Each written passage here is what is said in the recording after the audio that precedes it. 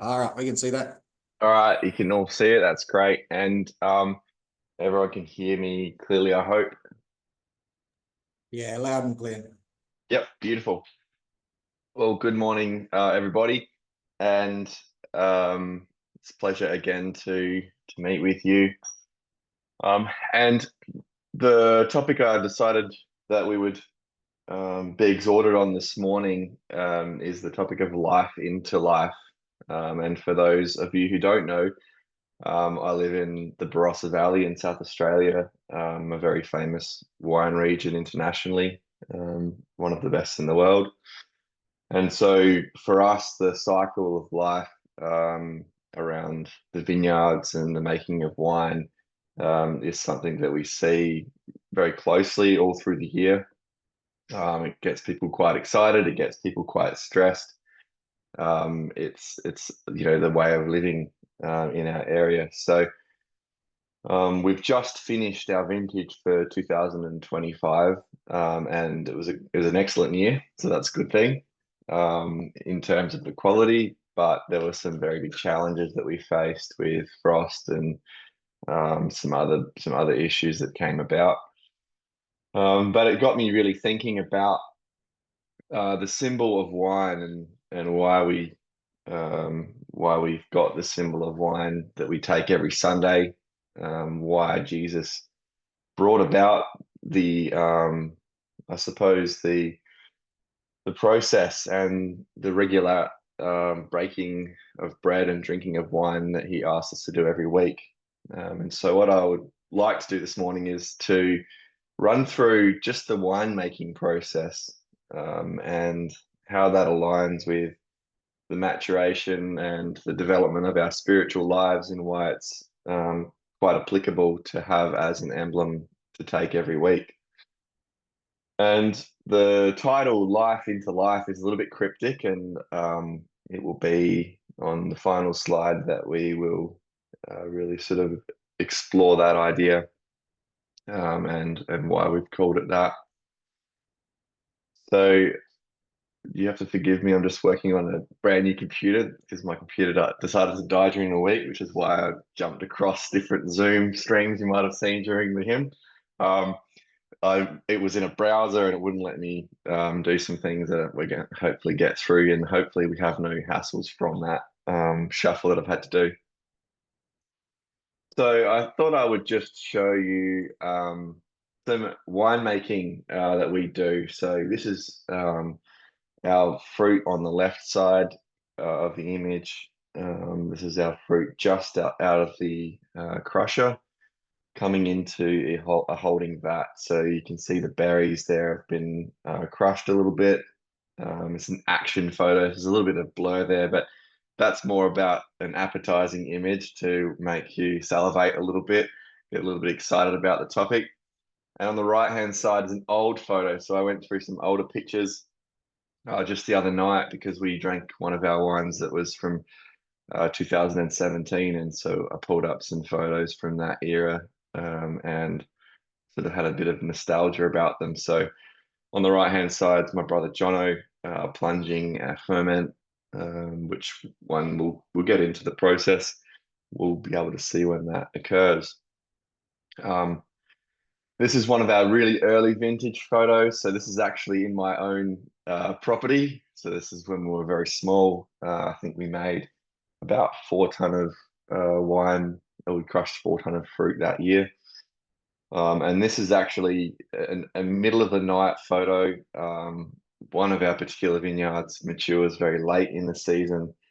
It's very cold. So at this point in the piece, before we had all the equipment that we now have, I was getting up in the middle of the night and filling big jugs of hot water to put in the middle of the ferment to try and encourage a bit more heat and a bit of activity to get them along. And then on the right-hand side, Happy Mother's Day to my beautiful wife, Jess. So this is a photo of her pressing out that particular batch of wine that you can see in the photo there. So It's one of my favorite photos of her. That was in our backyard when we first bought our house. This was very early in the piece, and got great memories of all of that. But let's jump into our topic for this morning and the process behind it. So, in the winemaking process, we have um, the step one, which I've called the vine dresser's intentionality. Um, and we know that Jesus is the vine, we are the branches. Um, and so it's not like we would claim in this metaphor to be planted in a particular place. However, within the vineyard, there's seasons, there's times, um, there's particular types of soil in different areas. And so where God's chosen to place each of us is going to impact how we develop, what we are exposed to throughout our lives in terms of the type of season that we're born into, in purely the timing, which we read in Acts in our reading, where we've been placed in this era of time, as crazy as it might seem, for a particular reason. So each of us live at this moment in time for a purpose. Um, God's chosen this point in time for us um, to exist. And I really love that banner in the background. It's so applicable. Trust in his timing. Um, it's because, we could have been born at any point in time with any sort of people around us. But that's something to consider, isn't it? When we read quotes like, consider how to build one another up to love and good works, do we ever consider that maybe we've been born into this particular point in time because of the people around us that we interact with each day, or because of a whole range of different factors? And we each exist at this moment in this place for a purpose. And so when we go about our day, it's not just happening to us, it's something that we need to think about and ensure that that purpose is being given opportunity to develop. So there's a whole range of factors in the vine, um, and within a year, such as the types of soil you planted in, the aspect that it approaches, how much sun it's going to receive, what the climate's like in that area. But then there's also the vine dressing component. And John 15 talks about God being the vine dresser, and caring for us and nurturing for his fruit. Um, Jesus says, John 15, I am the true vine and my Father is the vine dresser. So we've got this beautiful image of how we've all started out, of being planned for. He knew us all before we were born, and we've been placed into this epoch of time on this vine for a very particular reason. And they've got the ripening process where the fruit becomes established. The grape takes quite a significant amount of time, and it's exposed to quite a numerous number of hazards while it's growing and maturing. And the health of the vine is obviously critical. And God uses our environment. He uses careful pruning around us. And he places great care in us to grow as we abide in him, which is one of the recommendations we have following on in that John 15 quote, abide in me and you will bear much fruit.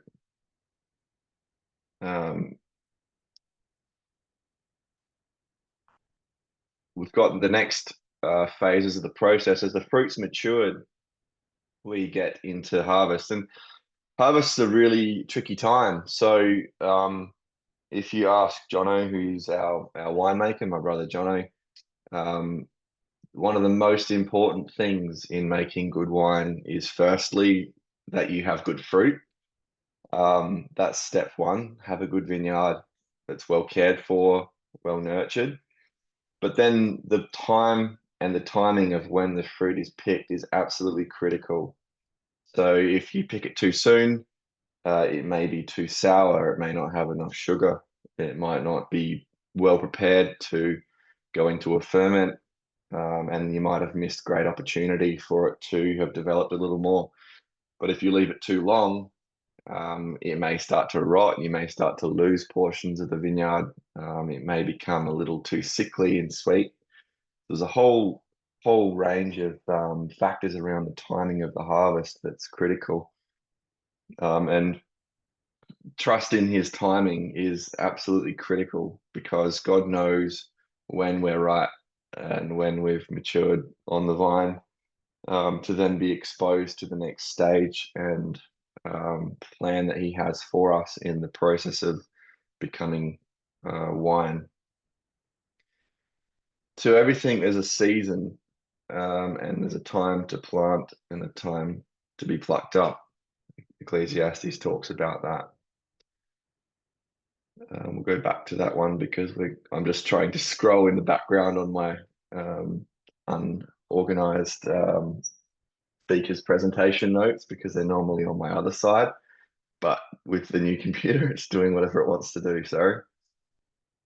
So the crushing phase after the harvest it's important for a number of reasons. So if you imagine that we are a grape, or we are the grapes of a particular bunch, however we want to imagine the metaphor, crushing is the first time that the grapes are exposed to each other.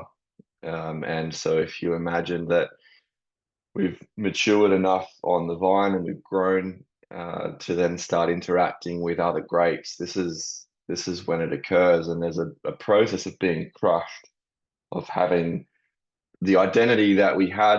You could have walked into that vineyard and said, that bunch of grapes right there is excellent, it's beautiful, but the one next to it, a little bit lower in grade, but it will go into our wine. So at the point of crushing, that's when the batch has been decided. So you can go through everything that we do, because we do quite high quality wine. We'll hand pick, so we'll choose each bunch, and we've got a particular level of what we're going to accept on a particular vintage. So at the point of time that it's picked, it's harvested, and it's going into the crusher, that's the last time you get to choose which grapes go together in that batch. And as people, we've all been brought together at a point in time, and our identities in a lot of ways have been crushed, or we're encouraged to suppress our individuality. It's quite the opposite of what the world's telling us to do. Be our authentic selves, express yourself however you see fit.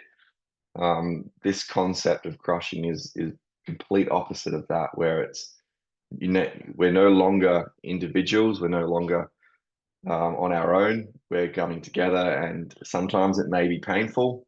The stems, the excess is being thrown out because they won't contribute any positivity to that union. They'll add bitterness, they might add sourness, they might introduce things that we don't want in our final product. And so at this point in time with the crushing, that's when we're joined together, and God, in his master plan, is removing things that don't belong from this wine, from this life. And you can imagine, there's a whole range of quotes that we can use to go through and outline this process of being crushed. And the whole phase of this, from crushing through to when the wine is placed into a vessel, there's pain, there's pressure, there's external forces being applied to render a net result. So we can use a whole range of quotes that will overlap and be applicable to each different area of the next few steps. But the next step is the one that I quite like the most, as in terms of its imagery. And it's the one that my dad likes the most, because this is when the wine ferments and becomes proper an alcoholic beverage. And there's amazing smells and flavors and different things that become evident at this point in the process. And this is when you get a little sneak peek of where it's really headed to. So fermentation, or we could almost call it transformation. It's an internal work. It happens within the fruit, and quite often of its own accord. It naturally, we've got particular wines that we know will start fermenting, just about before we leave the vineyard, if we're going to crush there. And really interestingly, we call alcohol a spirit, and it's so applicable in this metaphor for the spirit to become part of this item, this wine, this life form that's forming in the process of taking fruit and making something fit for drinking. So this is when the spirit or the alcohol begins to be produced. And the way that occurs is that there's warmth. So the fruit has to be within a particular temperature range, not too cold, not too hot. Otherwise, it runs away and gets a little bit too foul in its process. And this is part of being, I think, in the concept or in the metaphor of making the wine. This is part of becoming born of the Spirit. This is when we've been crushed individually, we've been combined in one place, and we're starting to have to learn attributes that are of spirit, like the love, the peace, the long suffering, the attributes that really combine groups of people. And we've got to put away things like selfishness, self-interest, um, things that rub each other up the wrong way. And we've got to consider what it means to be part of a union or part of a fit purpose that we've been called to. John 3 verse 8 says, the wind blows wherever it pleases, so it is with everyone born of the Spirit. It's God's will who works in you to do of his good pleasure. The next part of the process is the pressing phase. This is what we saw the photo of Jess doing earlier, which is the basket press is an excellent way to portray this process, because you really do see it. And what you see is when we first load the press, we get what's called the free run, and that's a real sort of neutral level juice. There's nothing, extravagant about that free run. It tastes lovely. You could take it at that point in time and have a lovely glass of it, and it would be quite enjoyable on its own. But the free run's never really anything that you're going to be absolutely stoked about. It might give you an idea that it's going to be a good wine, but it's not still until you start really applying the pressure and starting to get the really nuanced aspects of the grapes themselves, the skins as they become, placed under pressure, will give off more complex flavors. You'll start getting some spices. The really sweet flavors from maybe a few of the berries that haven't popped will be released. And that's when you get to really start to see how this wine's going to come together. And it's so apt, isn't it, that, after we've worked together, we've sort of become a group of people. We've started to give up attributes that don't help each other, and may hinder one another from development. That something will come about in our environment that will pose a challenge or a threat to us. It's that pressure of just everyday existence. It might be pressure from a government that doesn't like us. It might be pressure from another branch of Christianity that wants to question why we believe what we believe. But for whatever reason, that pressure will come upon a group of people who have chosen to come together and to have a purpose that's greater than themselves. And isn't it so fit that that pressure demonstrates the qualities of the group? You start to see the nuanced characteristics and the personalities that have been placed together at that point in time, and you start to really understand what it is that God's done to choose those people at that point in time to be together, because you might see this person's, when nothing's going on, maybe they just sit there and float around, and they're regular and steady, but until the pressure starts to come, you really might not see how much faith they truly have and how much of a benefit that is to the group as a whole. And obviously, as the press comes down, there's a point in time when you start to taste that it's becoming bitter, and that's when the seeds start having influence and it becomes a bit too much. And we know that God says that He will not press us, or He will not test us beyond what we can bear. And that's obviously very comforting, because individually or even as a group, we know that trials don't always last forever. And even if we believe that it's a trial that's going to result in death, um, that God has the power over sin and death, and that's not something that's going to separate us from His love that He has. So I chose First of Corinthians 10 verse 13 to be our quote, um, to support that one, and I actually don't have it in my notes that I pulled across, so I'm just going to pull it up and read it.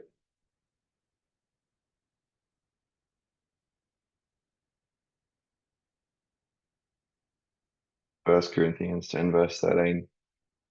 God is faithful, and He will not let you be tempted beyond your ability or beyond what you can bear. But with that temptation, He will also provide a way of escape that you will be able to endure it. That's from the ESV. And really interestingly, um, in our reading in Acts 17, it aligns with um, the same ideas as that quote in First Corinthians 10. It talks about, immediately after that, it talks about fleeing from idolatry, being sensible, being rational, things like that, where the Greeks weren't rational in Acts. They literally had invented an idol for a god that they didn't even know. Um, and this is talking about um, being sensible, being grounded, being steady, having rational thought, and that's exactly like the sign in the background. It's too small now, but I was reading through it when we were singing. Um, Rely on His promises. Don't rush and invent things because we're being impatient. Wait for His answers. Listen. Don't tell God what we want Him to do when we're praying to Him. Don't tell Him what He has to do. Um, Ask Him, tell Him our problems, and then wait for Him to act, because He will. But if we're telling Him what to do, He might be acting, and we might not know what He's doing because we're waiting for something else. Maturation. So this is a really interesting process. So this is when the wine's taken from being pressed. Um, it's being held in a vessel, and then we place it into a barrel. And a lot of thought is given into what type of vessel we would put that juice into, or that wine into, because there's a whole range of factors. If a wine's very light, almost a little bit weak in terms of its characteristics, we probably don't want the oak to have too much influence. We want it to really just sit there and develop on itself, on its own, without too many other factors being brought into play. And particularly, you might see that with, for example, like a Pinot Noir or a lighter variety, where you may choose not even to put it near oak. You might choose to put it into a stainless vessel so that we don't get any of that, and just give it time to sort itself out of its own accord. Whereas when you get a really big, heavy, strong red wine, we might look at using quite a new, fresh oak that's going to really give it a lot of influence and bring about its flavors, and let it oxidize a little bit at a very slow rate, metabolize those heavier proteins, and smooth out the wine. And so we see after this pressing phase, we get the time to reflect, to really, sit there within our vessel and mull over and become wise old people. And that's something that, we don't really see of each other. It's sometimes hard to pick up where people are in their own minds unless we sit down and really seek to learn and to know that person.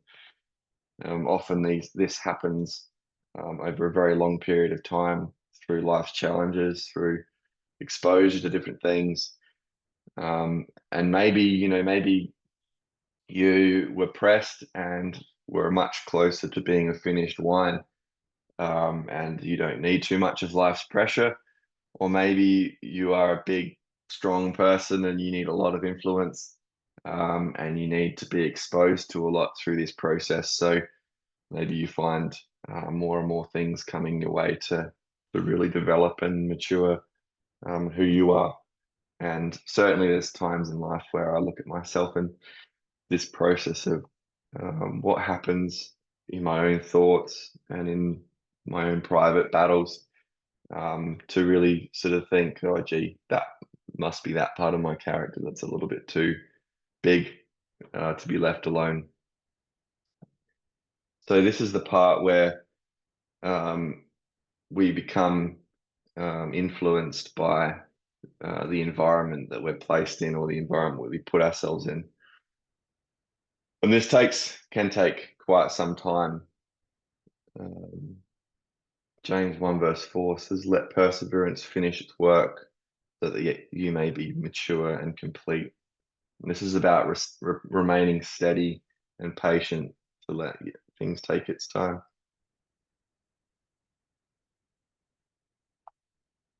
The next part of the process is it can happen a few different times, this racking phase, but I've put the two items together. So racking is in a red wine that's sitting in a barrel. Over time, when it's sitting nice and still, you get the heavier components of the wine will fall out into the bottom of the barrel. And so what we'll do is we'll go in and we'll take the cleaner wine from the top, and then we'll leave what's called the lees behind, the sediment that behind, and we'll wash the barrel and we'll put it back in and let it do it again. But this also occurs at the end of the process. So we'll pump out our wine from the holding vessel. We'll leave the last bit behind, and that's the purification phase. This is when we've matured, we've finally been there, but we've still got some of those heavier parts of our personalities that are behind. And when we're ready, when we're finally ready to be placed in a vessel, or the imagery of ancient winemaking was you would be placed into a sack that's made from a skin, from an animal skin.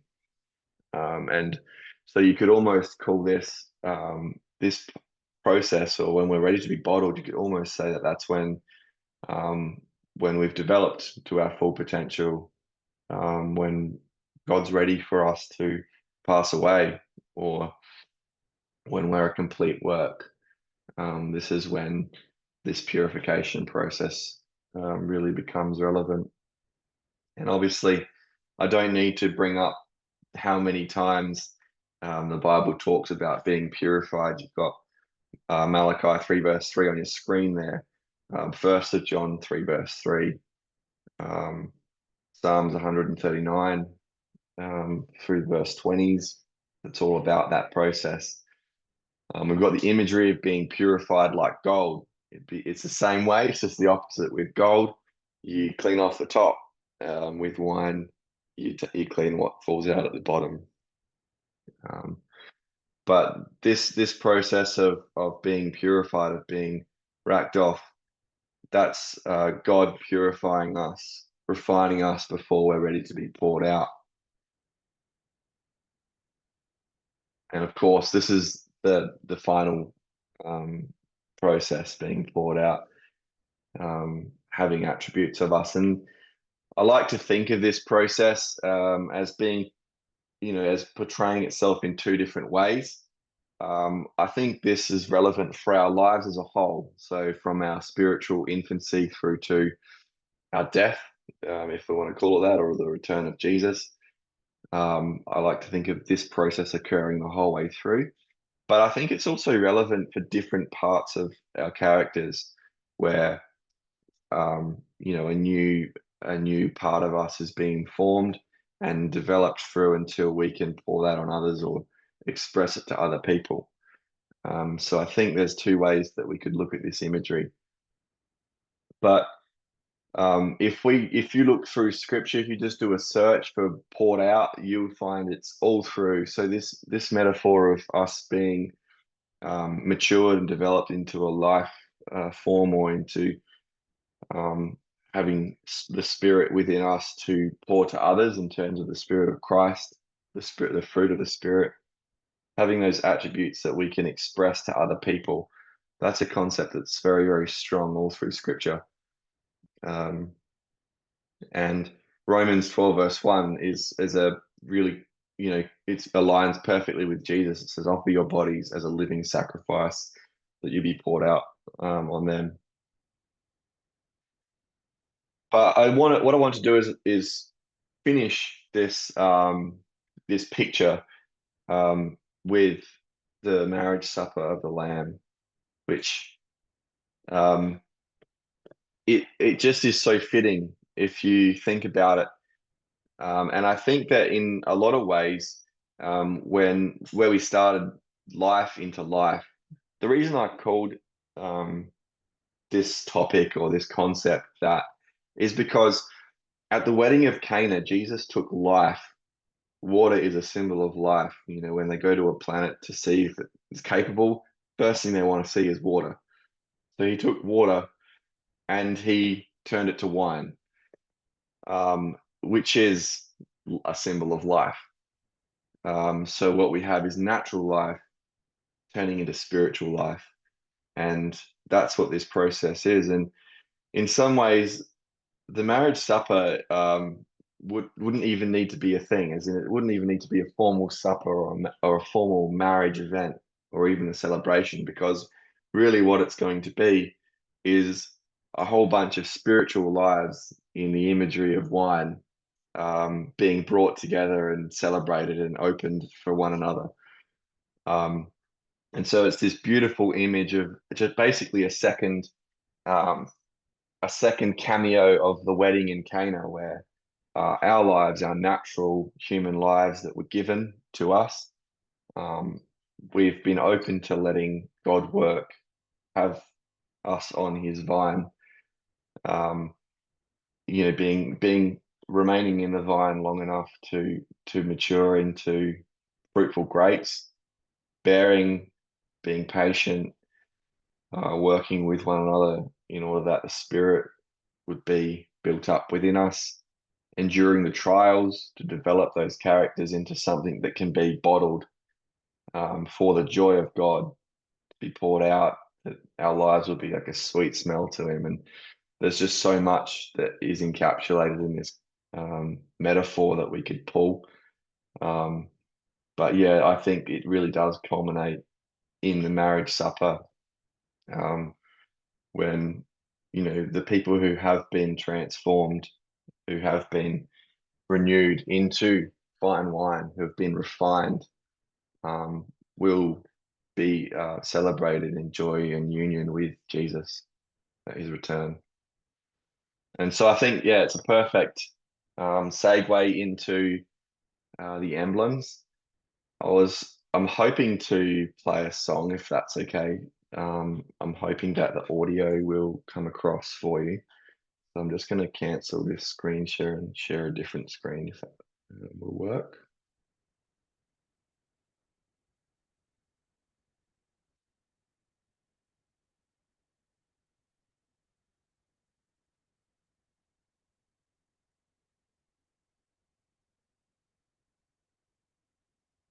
Um,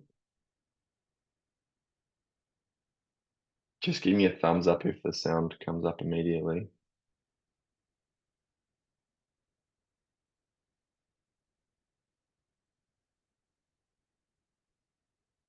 Oh, See if we can share.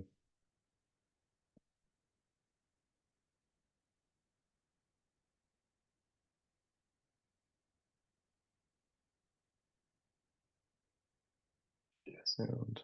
Okay. Purify my Yep. heart. Let me be as gold and precious silver. Purify my heart. Let me be as gold, pure gold. Refiner's fire. And my heart's one desire is to be holy, set apart for you, Lord. And I choose to be holy, set apart for you, my master, ready to do your will.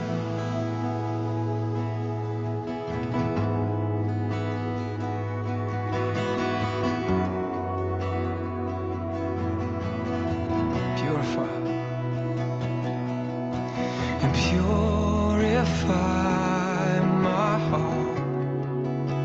Cleanse me from within. Lord, make me holy. Lord, purify my heart. Cleanse me from my sin. Deep within. And refiner's fire. It's my heart's one desire. It is to be holy, set apart for you, Lord. And I choose to be holy, set apart for you. I choose, and I choose to be holy, Lord, set apart for you, Lord. And I choose to be holy, oh, set